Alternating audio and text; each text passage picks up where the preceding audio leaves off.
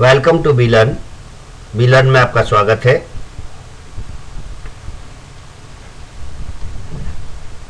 Subject Indian financial system, session number 6। Topic covered in this session commercial bank.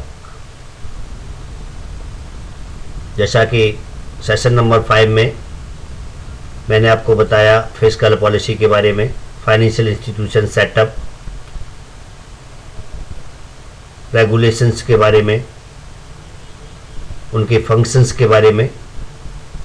अब इस session के अंदर different banks की functions के बारे में बताया जाएगा। Classification of commercial bank, state bank of India group, national used bank, scheduled bank, employment of resources, sectoral deployment of bank credit, capital adequacy norms, and now commercial bank. Commercial banking has passed through 3 distinct phases in India since independence. जब से हमारा देश आजाद हुआ है उस दिन से लेकर के आज तक कॉमर्शियल बैंक का जो है एवोल्यूशन हुआ वो 3 अलग अलग फेस में हुआ है। Period of 1955 witness the genesis of public sectors in Indian banking manage market concerning with the setting up of state bank of India in 1955 and ending with the nationalisation of 14 major banks in 1969. The post-nationalization era means not without its resultant problems, with poor training, employee efficiency and productivity went down, problem of non-recovery of loans cropped up, and preemption of funds in meeting statutory requirements went up, resulting in reduced profitability of banks. And our classification of commercial bank on the basis of ownership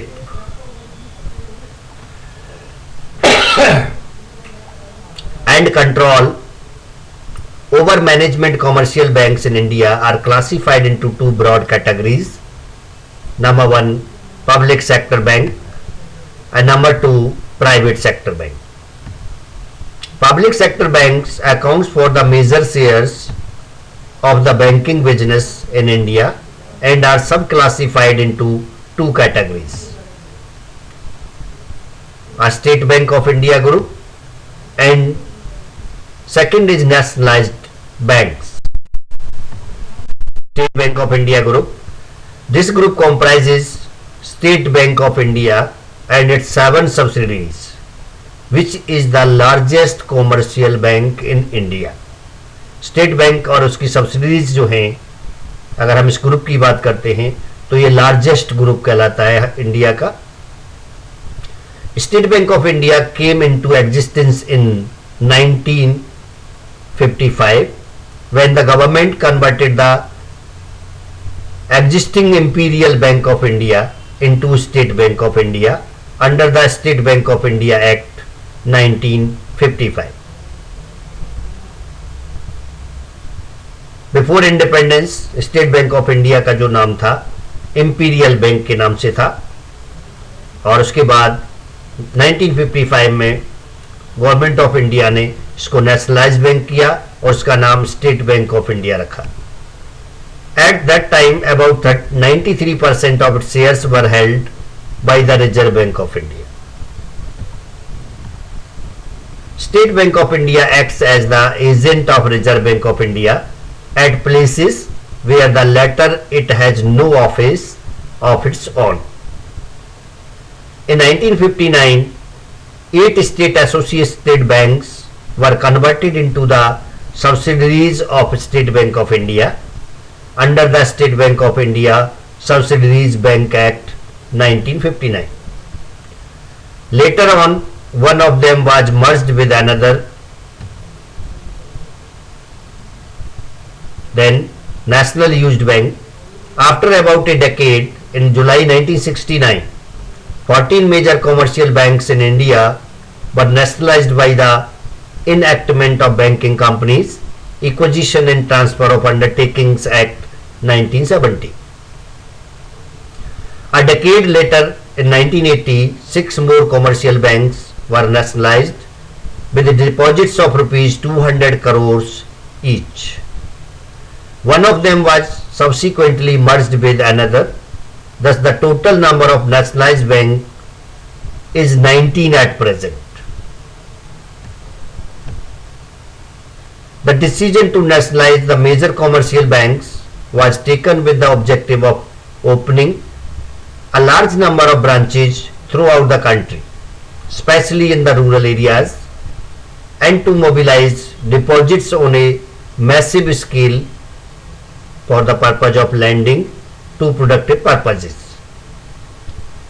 These were the projects which had remained neglected so far. That is agricultural, small industries and small businesses, weaker sections, etc. Initially, cent% ownership of nationalized bank was vested in the Government of India subsequently after the amendment in the Act. Private shareholding has also been permitted with a provision that the shares of the government shall not fall below 51%. Government ने decide किया कि जितनी भी commercial banks हैं उसमें government का share 51% से कम नहीं होगा. 49% में प्राइवेटाइजेशन को इनवाइट कर सकते हैं. Privately owned bank. Private sector bank fall into two categories. Those private sector banks which were in existence at the time of nationalization are 23 and are called old private sector banks. Till 1993, no new bank could be established in India. In 1993, Reserve Bank of India formulated guidelines for the establishment of new private sectors bank in India.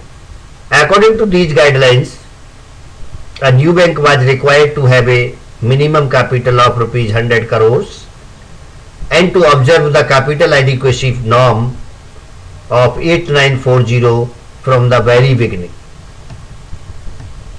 Foreign bank. At present, there are 4 foreign banks from 21 countries operating in India. They are the branches of here banking companies incorporated outside India. There were 194 branches of the foreign banks operating in India as on 30th June 2001. Now, scheduled bank.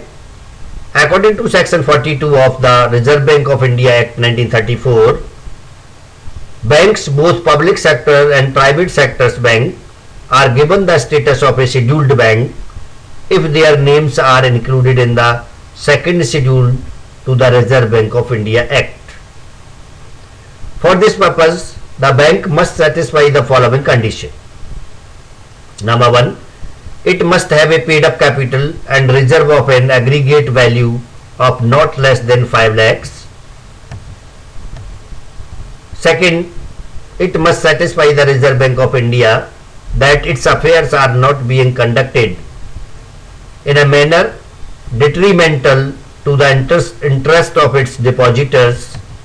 And number 3, it must be state cooperative bank of a company or an institution notified by the central government in this behalf, or a corporation or a company incorporated under any law.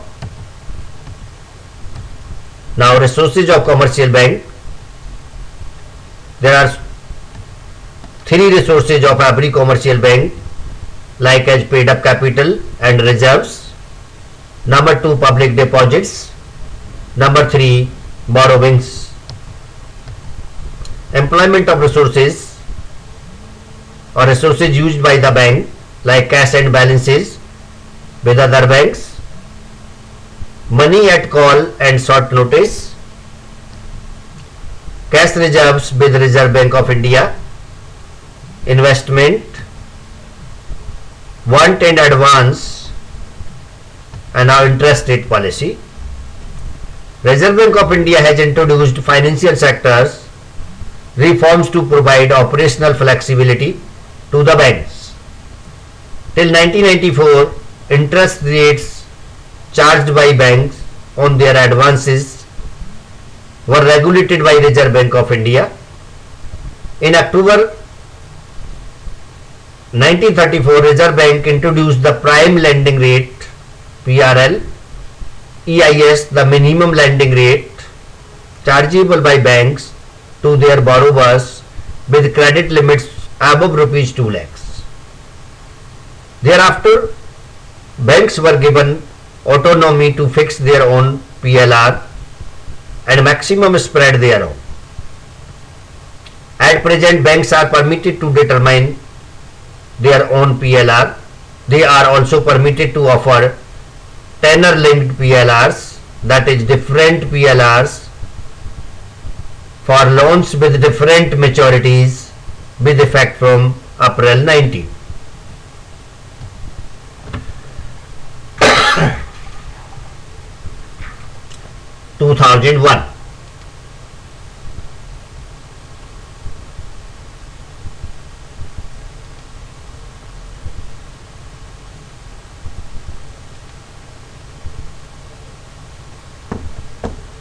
Commercial banks have been permitted to lend at rates below PLR to exporters and other credit-worthy borrowers, including public enterprises.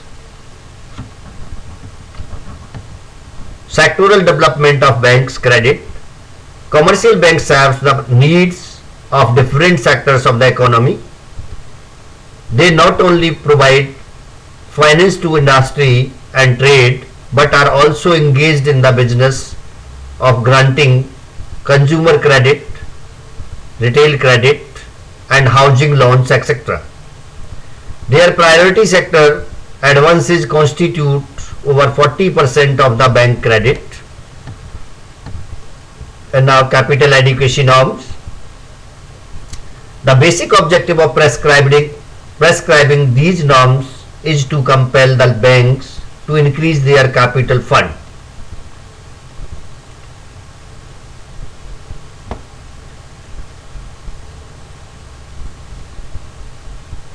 As defined below, with the increase in the risk associated with different types of assets. For this purpose, different assets of the bank are assigned different risk weights from 0 to 100. The risk adjusted values of assets are thus arrived at. The capital funds of the banks should be at least equal to the prescribed percentage of risk adjusted values of the assets. This ratio is therefore called capital to risk weighted asset ratio, CRAR. Presently this required percentage is 9%. Tier 1 capital. Tier 1 capital includes paid up capital, statutory reserve, and other disclosed free reserves, if any, and capital reserves representing surplus arising out of sales proceeds of assets.